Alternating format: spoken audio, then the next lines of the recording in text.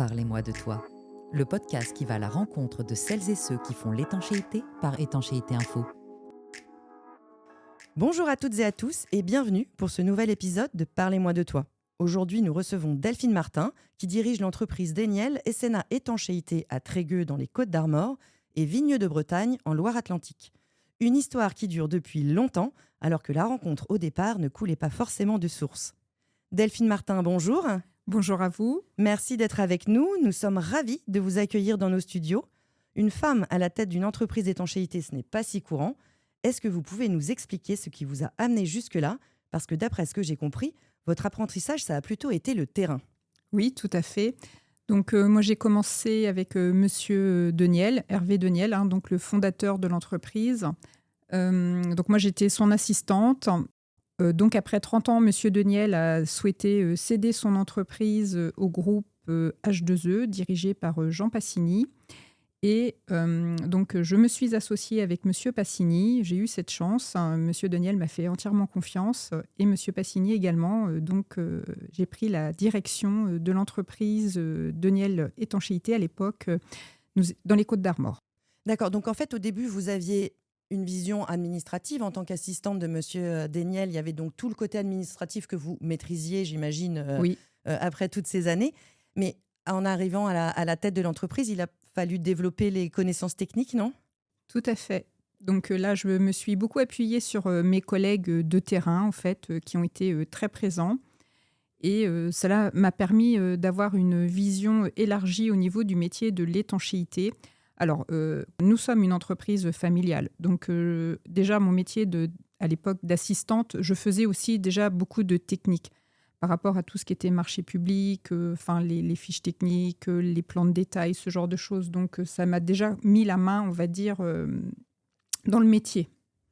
Donc, c'est vrai que ça a été plus facile à la suite de reprendre la direction et puis là, de rentrer dans la technique, donc au niveau devis et puis relations clientèle. Et il y a aussi eu une acquisition d'entreprises, Oui. de travaux, parce qu'au début, donc, il y avait Déniel Étanchéité et vous êtes devenu Déniel Esséna Étanchéité. Est-ce que vous pouvez nous expliquer comment et pourquoi ? Oui, alors ça, c'est la volonté de Monsieur Passini, donc l'ancien dirigeant.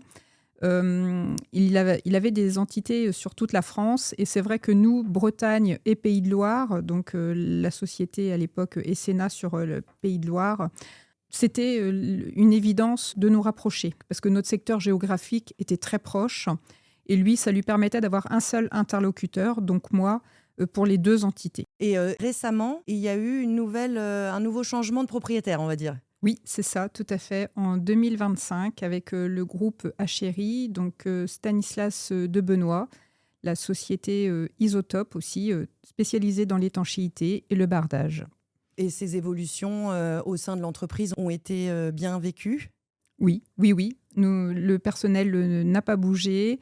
La relation de confiance est toujours là. Donc, nous sommes toujours également associés. Donc, en fait, pour les salariés, la tête, je vais dire, est toujours la même, c'est moi. Oui. Est-ce qu'en arrivant tout d'abord à la tête de Déniel Étanchéité, puis Déniel Esséna Étanchéité, est-ce que vous avez fait des changements internes ? Est-ce que vous avez mis votre patte en fait, dans l'organisation, la gestion de l'entreprise ? Oui, j'ai essayé, du moins. J'espère que ça a porté ses fruits. Le tout premier changement, je pense que ça a été notre déménagement en 2020. Nous étions dans une petite commune assez excentrée, je vais dire, des grands axes routiers et nous rayonnons, nous, sur tout le Grand Ouest. Donc, pour moi, il y avait une pertinence à déménager et nous rapprocher des axes routiers principaux au niveau des Côtes-d'Armor. Et donc, nous avons construit en 2020 donc, des bureaux le long de la RN12. Donc, d'accord, pour faciliter les déplacements des collaborateurs. Tout à fait. Et ça, vous avez fait ça aussi à Vigneux de Bretagne ? Tout à fait. Dans le même objectif ? Exactement. Et c'est ce que vous me racontiez aussi quand on a préparé cette interview, c'est que vous en avez profité pour faire de ces bureaux un peu des bureaux démonstrateurs des savoir-faire de vos compagnons en étanchéité. Tout à fait, oui. Et c'est des toitures végétalisées ? C'est ça. L'étanchéité, ce n'est pas que le bitume. Donc, c'est vrai que c'était une volonté aussi de ma part de montrer notre savoir-faire et de mettre en avant aussi les innovations qu'il y a dans notre métier. Donc, sur les bureaux à Trégueux, au niveau de la partie bureau, donc, nous avons une toiture végétale. Et au niveau de notre atelier, c'était une volonté aussi forte. Nous avons une toiture avec une membrane écologique et qui peut recevoir des panneaux photovoltaïques. D'accord, Donc ça, écologique, c'est une membrane blanche, c'est ça ou... tout à fait, oui. Et qui ne rejette pas de plastifiant. Ah oui, ok. Voilà. Là, justement, vous parlez technique et innovation. Moi, c'est quelque chose que j'avais ressenti quand on s'était parlé. C'était cette volonté d'être toujours à la pointe technologiquement et techniquement parlant. Oui. Et comment ça se manifeste concrètement au sein de l'entreprise ? Alors moi, je suis toujours à l'affût des bonnes pratiques, des bonnes techniques. Je m'intéresse énormément donc, à tout ce qui touche l'étanchéité. Donc, entre autres, via la revue aussi Étanchéité Info, qui est très riche et qui apporte beaucoup. Donc, c'est vrai que je regarde tout ce qui touche à l'étanchéité. Et quand je vois quelque chose qui m'intéresse et qui peut, par rapport à l'entreprise, nous apporter, je n'hésite pas à contacter les personnes et puis à former les salariés s'il y a besoin. Oui, il y a beaucoup de sessions de formation Oui. pour vos collaborateurs. Oui. Et ça, c'est sur tout type de bâtiment, parce qu'en fait, vous êtes une entreprise plutôt généraliste. Tout Voilà. type de bâtiment, tout type de matériaux de membrane. Oui, on fait vraiment tout. Et c'est un souhait. Moi, c'est une fierté pour mes collaborateurs. Je viens de remettre les 3 médailles pour 3 salariés. Là, j'ai fait via la Fédération du bâtiment, j'ai remis 3 plaques pour 2 salariés 30 ans de métier et 1 35 ans, donc Ah oui. dans l'entreprise. Donc, 30 ans et 35 ans au sein de la même entreprise. Oui. Donc, Ça vaut le coup d'être souligné. Oui, c'est important. Il me semble que vous avez fêté un anniversaire il y a peu. Oui, tout à fait. Donc, les 40 ans de l'entreprise, j'ai souhaité donc déjà mettre à l'honneur Monsieur Deniel, le créateur de l'entreprise. Il était très précurseur, voilà, dans toutes les choses qu'il entreprenait, dans tous les investissements qu'il faisait. Ensuite, on a eu Monsieur Passini, avec qui j'ai énormément appris au niveau entrepreneurial. Toutes les bases pour diriger l'entreprise, c'est avec Monsieur Passini que je les ai également apprises. Et donc, le soir-là, j'ai souhaité également remercier mes collègues, parce qu'une entreprise, pour moi, c'est... je compare ça à un navire. Vous savez, on a le capitaine qui donne la direction et il faut qu'on rame tous dans la même direction pour que le bateau avance. C'est très important. Et mes collègues, je souhaitais les mettre en avant aussi ce soir-là pour leur ancienneté, leur travail, leur passion. Parce que c'est grâce à eux aussi que l'entreprise existe. Et puis 40 ans, ça se fête. Tout à fait aussi. Et c'est beau.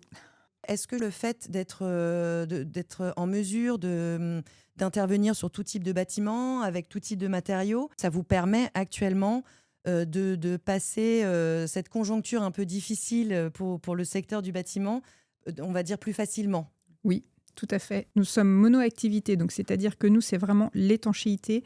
Mais par contre, on va faire tout type d'étanchéité. Du neuf, de la rénovation, sur tout type de support, du bois, du béton, de l'acier, vraiment tout. Et tout type de membrane. Et du coup, ça nous permet de vraiment faire face à la demande et puis de montrer que notre savoir-faire. Et ça marche. Vous ne sentez pas une baisse d'activité particulièrement ou... Alors, c'est un petit peu plus compliqué, je vais dire, pour obtenir les marchés. Mais dans la globalité, pour l'année à venir, 2026, non, je me tracasse pas. Et alors, une femme dans une profession, on va le dire, quand même assez masculine, c'est compliqué? Non, j'ai pas trouvé ça compliqué. Alors, j'ai été pendant très, très longtemps la seule femme dans l'entreprise.